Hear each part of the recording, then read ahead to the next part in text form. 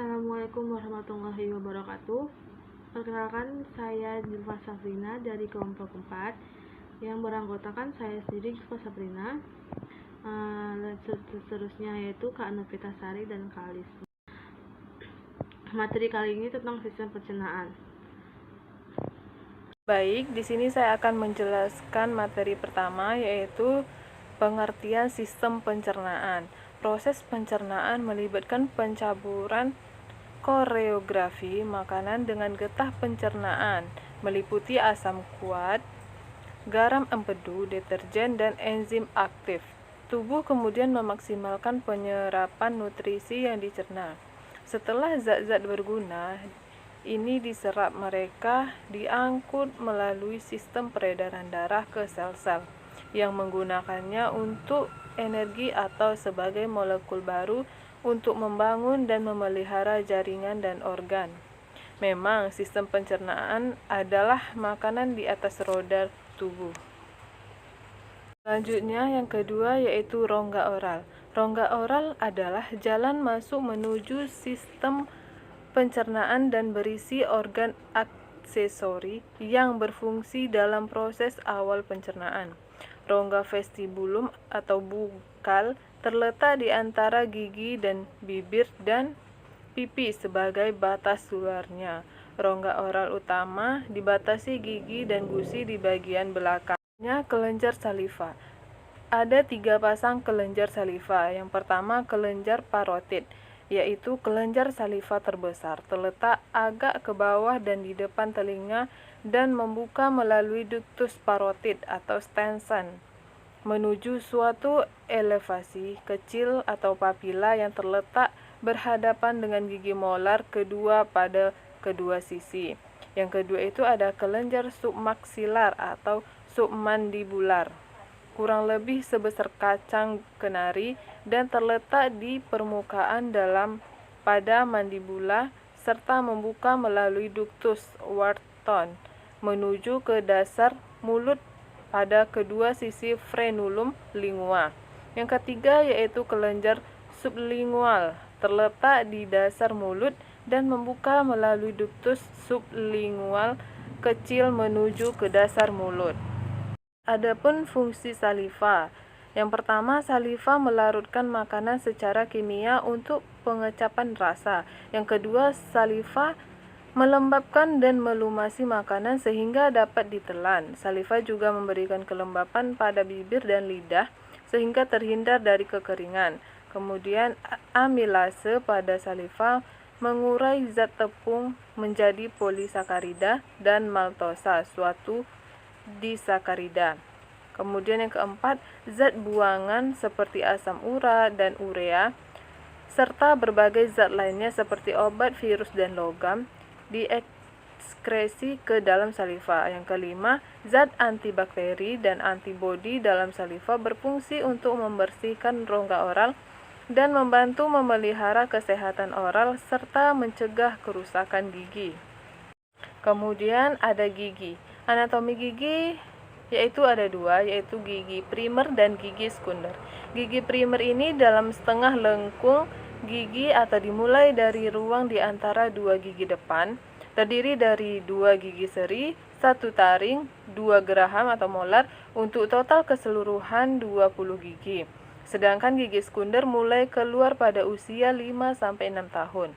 Setengah dari lengkung gigi terdiri dari 2 gigi seri, 1 taring, 2 premolar, dan 3 geraham untuk total keseluruhan 32 buah. Geraham ketiga disebut gigi bungsu. Materi yang ketiga yaitu tenggorokan atau faring dan kerongkongan atau yang biasa disebut dengan esofagus. Tenggorokan atau faring ini merupakan saluran alat pencernaan yang menghubungkan rongga mulut ke kerongkongan atau esofagus. Baik teman-teman, selanjutnya saya akan menjelaskan tentang lambung. Lambung merupakan organ berbentuk seperti kantong yang terdiri dari dinding berotot. Nah, gambar lambung sendiri dapat teman-teman lihat di PPT dan makalah. Selanjutnya yaitu proses pencernaan makanan di lambung. Proses pencernaannya ada 2. Yang pertama yang Pertama mekanik dan yang kedua kimiawi. Nah, yang mekanik yaitu dengan beberapa menit setelah makanan memasuki perut, gerakan peristaltik yang lembut dan beria yang disebut gelombang pencampuran atau missing wave terjadi di perut setiap 15 sampai 25 detik. Selanjutnya yaitu dengan proses kimiawi. Prinsip dari aktivitas di perut adalah memulai pencernaan protein. Bagi orang dewasa, pencernaan terutama dilakukan melalui enzim pepsin. Nah, pepsin memecah ikatan peptida antara asam amino yang membentuk protein. Rantai protein yang terdiri dari asam amino dipecah menjadi fragmen yang lebih kecil yang disebut peptide. Selanjutnya yaitu yang kelima adalah usus halus. Nah, usus halus sendiri dapat teman-teman jika teman-teman lihat di PPT dan makalah masuk ke kelenjar, yaitu kelenjar usus atau crypta liar bikun tertanam dalam mukosa dan membuka di antara basis-basis villi. Kelenjar ini mensekresi hormon dan enzim. Selanjutnya kelenjar penghasil mukus. Nah, yang pertama ada sel goblet. Sel goblet terletak dalam epitelium di sepanjang usus halus.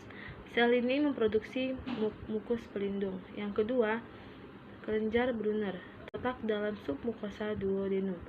Kelenjar ini memproduksi mukus untuk melindungi mukosa duodenum terhadap kimus asam dan cairan lambung yang masuk ke pilorus melalui lambung.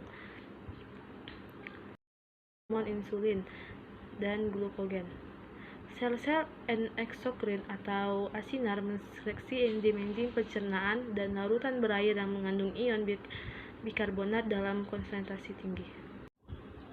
Selanjutnya yaitu hati dan kantung empedu. Hati adalah organ dalam tubuh yang terbesar. Hati melakukan fungsi penting dalam banyak proses, termasuk metabolisme, detoksifikasi, pencernaan, dan kekebalan. Banyak penyakit hati merupakan asimptomatik, gejalanya mungkin ada atau mungkin tidak ada. Seringkali gejala hanya muncul pada stadium lanjut. Jika dibiarkan tanpa diobati, penyakit ini dapat berkembang menjadi gagal hati dan pada akhirnya kematian. Empedu terdiri atas garam empedu, pigmen empedu, fosfolipida termasuk lecitin, kolesterol, dan berbagai ion. Pigmen utama empedu, bilirubin, adalah hasil akhir dari pemecahan hemoglobin dari sel darah merah yang sudah tua. Walaupun sebagian empedu tersebut sudah hilang dalam fase bilirubin, kebanyakan. Selanjutnya, absorpsi dalam usus halus. Yang pertama, digesti oleh enzim usus. Enzim usus melengkapi proses pencernaan kimus sehingga produk tersebut dapat langsung dan dengan mudah terserap. Yang kedua, jalur absorptif. Produk-produk digesti atau monosakarida, asam amino, asam lemak, dan gliserol, juga air, elektrolit, vitamin, dan cairan pencernaan diabsorpsi. Baik teman-teman, selanjutnya yang keenam yaitu usus besar. Usus besar adalah bagian akhir dari sistem pencernaan manusia. Organ ini memiliki beragam fungsi seperti menyerap cairan dan vitamin, memproduksi antibodi dan mencegah infeksi, serta membentuk tinja. Usus besar dimulai dari caecum, colon ascendens, colon transversum, colon descendens, hingga pertama yaitu cecum. Cecum adalah bagian usus besar berbentuk seperti kantong yang menghubungkan bagian akhir usus kecil dengan usus besar. Yang kedua adalah kolon. Kolon adalah bagian usus besar yang paling panjang dan terbagi atas 4 bagian. Yang pertama yaitu ascendens, bagian kanan rongga perut. Yang kedua transversum, yaitu melintang dari kanan ke kiri di bagian atas rongga perut. Yang ketiga descendens, yaitu kiri rongga perut. Dan terakhir sigmoid, yaitu bagian yang terhubung dengan rektum. Yang ketiga rektum. Rektum adalah bagian bawah usus besar yang berukuran sekitar 15 cm dan terhubung dengan kolon sigmoid. Yang terakhir yaitu anus. Anus adalah bagian akhir dari usus besar. Ketika rektum sudah terisi penuh dan tinja siap dikeluarkan melalui anus, nah, Anda akan merasakan mules dan muncul dorongan untuk buang air besar. Selanjutnya, materi digesti dan absorpsi. Digesti atau pencernaan adalah proses pemecahan zat-zat makanan sehingga dapat diabsorpsi oleh saluran pencernaan. Proses digesti yang meliputi yang pertama pengambilan makanan, yang kedua memamah, yang ketiga menelan, dan keempat pencernaan, dan yang kelima pengeluaran sisa-sisa pencernaan. Berdasarkan proses pencernaannya dapat dibedakan menjadi digesti makanan secara mekanis, enzimatis, dan mikrobiotis. Yang terakhir ada proses digesti lemak. Unsur lemak dan makanan yang memiliki peran penting dalam proses fisiologi adalah trigliserida, fosfolipid, dan kolesterol. Trigliserida tersusun atas asam lemak dan gliserol. Kolesterol dalam makanan kebanyakan berasal dari kolesterol hewan, sedangkan kolesterol tumbuhan sukar diserap oleh mukosa usus.